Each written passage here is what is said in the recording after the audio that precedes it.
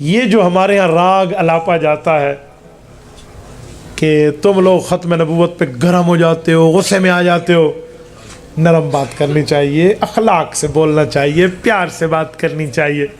اس پر بھی میں ایک بات آپ کو سناؤں۔ لاہور کے ایک کالج میں ایک لڑکا پڑھتا ہے، اور جو وہاں کا ٹیچر ہے وہ قادیانی تھا یا قادیانیوں سے متاثر تھا۔ وہ روزانہ آ کر مولویوں کے خلاف یہی ترغیبیں اپنی کلاس میں دیتا بھی۔ حضور پاک بڑے بااخلاق تھے ماشاءاللہ، ہمارے مولوی غصہ ہو جاتے ہیں، آنکھیں سرخ ہو جاتی ہیں ان کی، یہ ہو جاتے ہیں، وہ ہو جاتے ہیں، غصے میں آ جاتے ہیں۔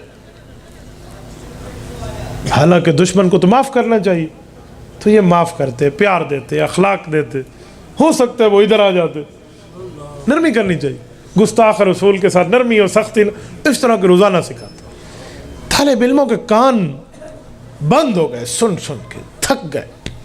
ایک طالب علم کوئی ہم جیسے سر پھرے کے پاس آ کے بیٹھ گیا، مولوی صاحب مسئلہ دسو، اہتے ساڑھے استاد تے گاٹے پھیٹے۔ یہ میں روزانہ استاد کی باتیں سنتا ہوں، کہتے ہیں دشمن کو معاف کر دو، گستاخوں کے لیے مولویوں کیا نرمی نہیں ہے، یہ وہ فلاں۔ اسے سمجھایا گیا اور وہ اگلے دن کلاس میں بیٹھ گیا۔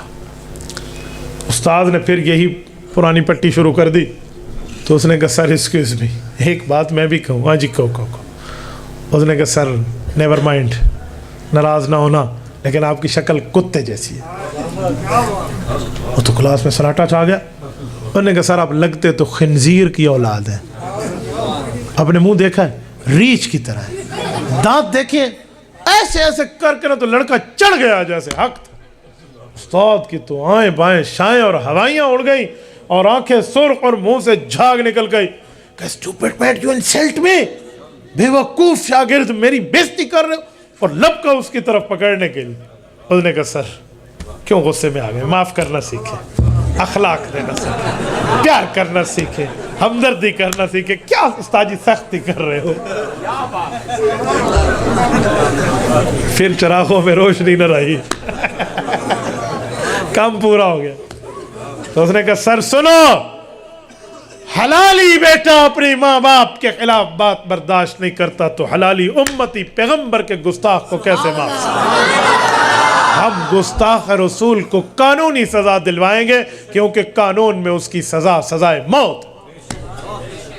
اللہ اللہ خیر۔ ہاں ہم قانون ہاتھ میں نہیں لیتے، لیکن قانون جو موجود ہے تو اس کو قانون کے ذریعے اس کا کام پورا کراؤ۔ ایک بندہ گستاخی بھی کرے اور دندناتا بھی پھرے اور آپ کہتے جی معاف کر دو، یہ کون سی معافی ہے؟ تو میرے دوستو یہ ہے ختم نبوت کا مسئلہ۔